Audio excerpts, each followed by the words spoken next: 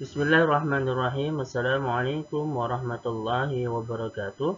Alhamdulillah, pada kesempatan kali ini kita akan melanjutkan persiapan dalam menghadapi intensif ujian madrasah pada mata pelajaran PAI, yaitu Akidah Akhlak. Nah, kita langsung menuju ke materi. Nah, yang pertama adalah iman kepada malaikat.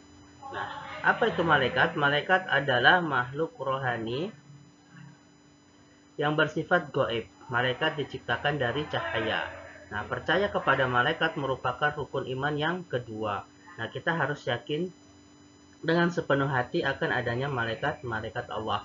Sebagaimana dijelaskan Quran Surah Al-Baqarah ayat 177, Laisal birra an tuwallu wujuhakum qibalal masyriqi wal maghribi, walakinnal birra man amana billahi wal yaumil akhir wal malaikati wal kitabi wan nabiyyin ila akhir ayat. Nah, kebajikan itu bukanlah menghadapkan wajahmu ke arah timur dan ke barat, tetapi kebajikan itu ialah ke orang yang beriman kepada Allah, hari akhir, malaikat-malaikat, kitab-kitab, dan nabi-nabi. Nah, sifat-sifat malaikat diantaranya adalah taat dan berbakti kepada Allah Subhanahu wa Ta'ala, dapat menjelma atau berubah seperti manusia atau seperti makhluk lainnya. Bersujud kepada Allah, selalu bersujud kepada Allah, senantiasa mengucapkan tasbih atau mensucikan Allah, dan lain sebagainya. Nah, ini ada nama-nama malaikat dan juga pembagian tugasnya. Yang pertama yaitu Jibril, bertugas menyampaikan wahyu, kemudian Mikael membagi rizki, Israfil meniup trompet, Israel mencabut nyawa, Munkar penanya keburukan, Nakir penanya kebaikan, Rakib pencatat amal baik, Atid pencatat amal buruk, Malik menjaga surga, Ridwan penjaga surga.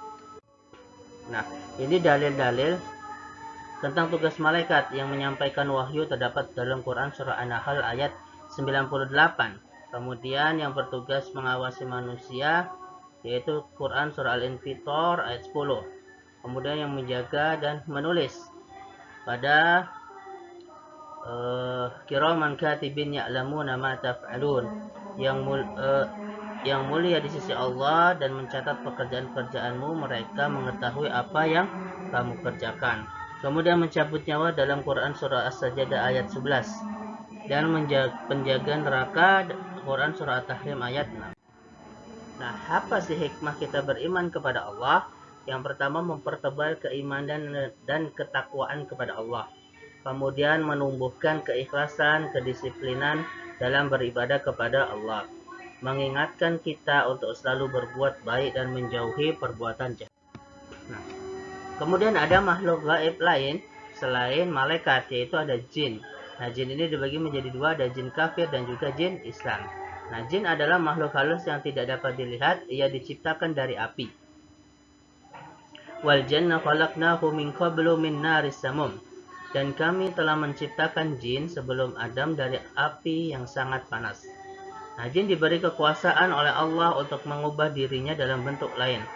Sebagaimana malaikat, jin juga diberi akal, sehingga ia memiliki pengetahuan, bahkan mungkin pengetahuannya lebih maju daripada kita. Nah, karena ia berakal, maka ia pun terkena kewajiban untuk menjalankan syariat agama. Wa ma khalaqtul jinna wal ins illa liya'budun. Aku tidak menciptakan jin dan manusia melainkan agar mereka beribadah kepada. Nah, kemudian ada jin kafir dan jin Islam, ya. Jin diciptakan oleh Allah lebih awal daripada manusia.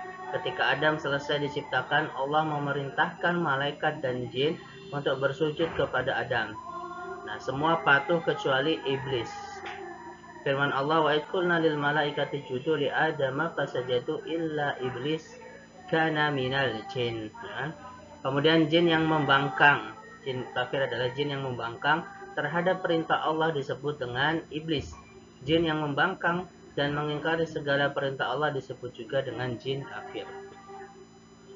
Nah, kemudian jin Islam, yaitu jin yang mengakui bahwa Allah Maha Esa, disebut jin Islam. Jin Islam selalu setelah mereka mendengarkan ayat-ayat Al-Quran, Mereka mengatakan bahwa Al-Quran itu menakjubkan dan dapat memberi petunjuk ke jalan yang benar. Kemudian jin Islam mengerjakan amal-amal soleh, bahkan melakukan ibadah bersama-sama manusia. Nah, iblis atau setan. Nah, iblis berasal dari kata iblas yang artinya putus asa dari rahmat atau kasih sayang Tuhan. Nah, atau juga dari kebaikan. Setan juga berasal dari bahasa Arab yaitu syaitana. Artinya amat jauh, maksudnya adalah amat jauh dari kebajikan dan amat dekat dengan kejahatan.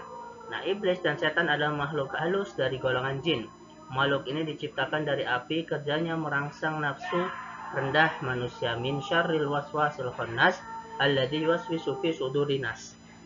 Jadi, iblis adalah makhluk yang pertama kali mengingkari perintah Allah.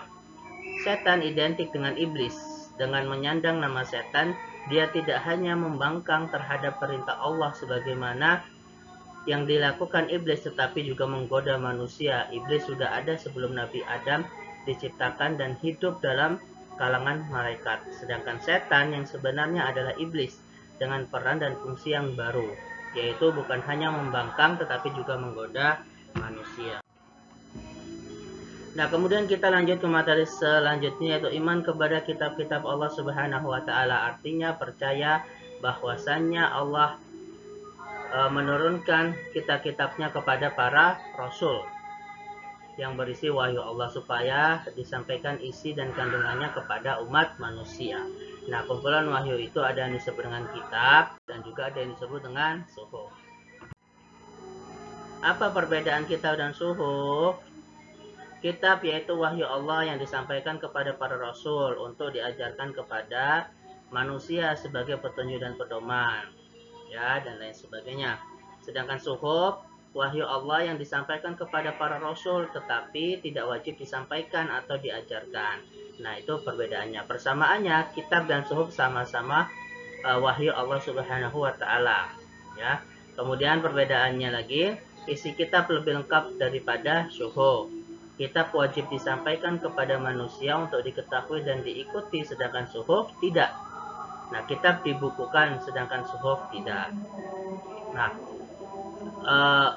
suhuf yang ada beberapa nabi yang diberikan suhuf oleh Allah Subhanahu wa taala, yaitu Nabi Adam sebanyak 10, Syed alaihissalam sebanyak 50 suhuf, Nabi Idris alaihissalam sebanyak 30 suhuf, Nabi Ibrahim alaihissalam sebanyak 10 suhuf, Nabi Musa alaihissalam sebanyak 10 suhuf. Nah, dalam Quran surah Al-A'la ayat 18 sampai 19 jelaskan inna hadza lafis suhufil ula suhufi Ibrahim wa Musa. Sesungguhnya ini semua benar-benar terdapat di dalam suhuf yang pertama, yaitu suhuf-suhuf Nabi Ibrahim alaihissalam dan Nabi Musa alaihissalam. Nah, nama-nama kitab Allah yang diturunkan kepada utusannya. Kitab Taurat kepada Nabi Musa, kemudian kitab Zabur kepada Nabi Daud, kitab Injil kepada Nabi Isa, dan Al-Quran diturunkan kepada Nabi Muhammad SAW. Nah, posisi dan kedudukan Al-Quran di antara kitab-kitab yang lain adalah membenarkan apa yang terdapat di dalam kitab-kitab sucinya, kemudian sebagai korektor terhadap kitab-kitab sebelumnya, dan sebagai penyempurna. Nah, kemudian di dalam Al-Quran itu ada 2 ayat. Ditinjau dari segi turunnya, maka ayat Al-Quran dibagi atas 2 golongan. Yang pertama ada Makkiyah dan Madaniyah. Makkiyah itu adalah ayat-ayat yang diturunkan di Mekah sebelum Nabi hijrah ke Madinah. Sedangkan Madaniyah yaitu ayat yang turun di Madinah setelah Nabi hijrah ke Madinah. Perbedaan Makkiyah dan Madinah, ayat Makkiyah pada umumnya pendek-pendek, sedangkan ayat Madaniyah panjang-panjang. Dalam ayat Madaniyah banyak terdapat perkataan ya ayyuhallazina amanu dan sedikit perkataan ya ayyuhannas, sedangkan ayat-ayat Makkiyah juga begitu sebaliknya. Nah, ayat-ayat Makkiyah pada umumnya mengandung hal-hal yang berhubungan dengan keislaman, dengan keimanan, ancaman, pahala, kisah-kisah terdahulu. Sedangkan Madaniyah mengandung hukum-hukum baik adat, kemasyarakatan, perang, dan lain sebagainya. Nah, nama-nama lain Al-Quran ini kita kemarin sudah dibahas di dalam Quran hadis. Kemudian isi pokok kandungan Al-Quran secara umum yaitu tentang akidah dan keimanan, ibadah baik mahdoh maupun ghairu mahdoh. Kemudian ada akhlak, kemudian ada muamalah, wa'ad dan wa'id, kemudian kisah-kisah Nabi dan Rasul, dan ilmu pengetahuan. Nah, keistimewaannya, yang pertama Al-Quran kitab suci yang terakhir dan terjamin keasliannya sendiri oleh Allah Subhanahu wa Ta'ala. Dari awal sampai akhir maka akan tetap seperti itu. Kemudian Al-Quran memiliki isi kandungan yang paling lengkap dan sempurna. Kemudian Al-Quran tidak dapat ditiru dan dimasuki ide-ide manusia yang ingin menyimpangkannya karena Allah Subhanahu wa Ta'ala selalu memeliharanya. Nah, kemudian fungsi beriman kepada kitab Allah apa? Mempertebal keimanan, memperkuat keyakinan, kemudian menambah ilmu pengetahuan, menanamkan sikap toleransi terhadap agama. Nah, kita sekarang membahas soal. Soal pertama, dari sekian banyak malaikat, ada 10 malaikat yang wajib diketahui berikut dengan tugas-tugasnya. Di antara banyaknya tugas malaikat, ada yang bertugas sebagai manusia, mengawasi manusia, sebagaimana tercantum di dalam Al-Quran, wa inna alaikum lahafidin, ya, yang benar. Soal nomor 2, sebagaimana malaikat telah memiliki tugas masing-masing, ada yang mencatat perbuatan manusia dan lain-lainnya. Adapun yang tidak termasuk hikmah beriman kepada malaikat adalah A. Mempertebal keimanan, beribadah semaunya. B. Ya, ini yang tidak termasuk kita meneladani sifat dari para malaikat. Kemudian yang ketiga, berdasarkan pernyataan di atas yang termasuk sifat-sifat yang dimiliki oleh malaikat kecuali A. 1 dan 2. 1. Taat dan berbakti kepada Allah, bisa menjelma menjadi manusia. Salah ya, ini masih benar. Kemudian B. 2 dan 3. Bisa menjelma menjadi manusia, bangga karena tercipta dari cahaya. Nah, 3 jawabannya, tapi yang 2 benar, jadi salah ya Mas Yan. C. Yang bukan masuk sifat-sifat malaikat. 3 dan 5. Bangga karena tercipta dari cahaya. Nah, ini kemudian 5. Merasa letih karena selalu sujud. Nah, ini yang tidak termasuk ke dalam sifat yang dimiliki oleh para malaikat. Maka jawabannya adalah C. Kemudian yang ketiga, makhluk yang bukan hanya membangkang terhadap perintah Allah tetapi juga selalu berusaha menggoda manusia adalah B. Setan, ya. Kemudian kitab-kitab Allah yang diturunkan kepada Nabi dan Rasul merupakan huda linnas, maka mempunyai arti A. Petunjuk bagi manusia. Nomor 4. Berdasarkan ayat di atas, yang tidak termasuk kandungan dari ayat tersebut adalah setan hanya menjanjikan tipuan belaka. A. Nah, kata kuncinya ada di وَمَا يَعِدُهُمُ الشَّيْطَانُ إِلَّا غُرُورًا, dan tidaklah janji syaitan itu hanya tipuan belaka. Nomor selanjutnya, agar terhalang dan terhindar dari godaan setan, rezeki berusaha mendekatkan diri kepada Allah dengan cara menyebut-nyebut amal soleh, banyak berbincang-bincang, menghindari sifat-sifat tercela, banyak menangis mengingat dosa. C, ya. Kemudian kitab-kitab Allah yang diturunkan kepada Nabi Rasul. Oh, ini sudah. Kita lanjut ke hal berikutnya. Suhuf berasal dari kata sifah yang artinya kita C, ya, lembaran-lembaran wahyu Allah. Kemudian semua kitab Allah yang diturunkan kepada para nabi berisi tentang B, aturan, ya, atau D, ini benarkan dua-duanya.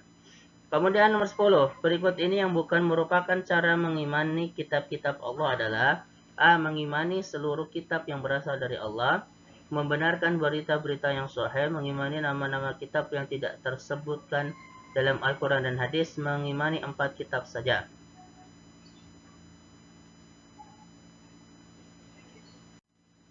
C, ya. Nah, alhamdulillah setelah selesai pembahasan materi dan juga pembahasan soal, kita akhiri. Assalamualaikum warahmatullahi wabarakatuh.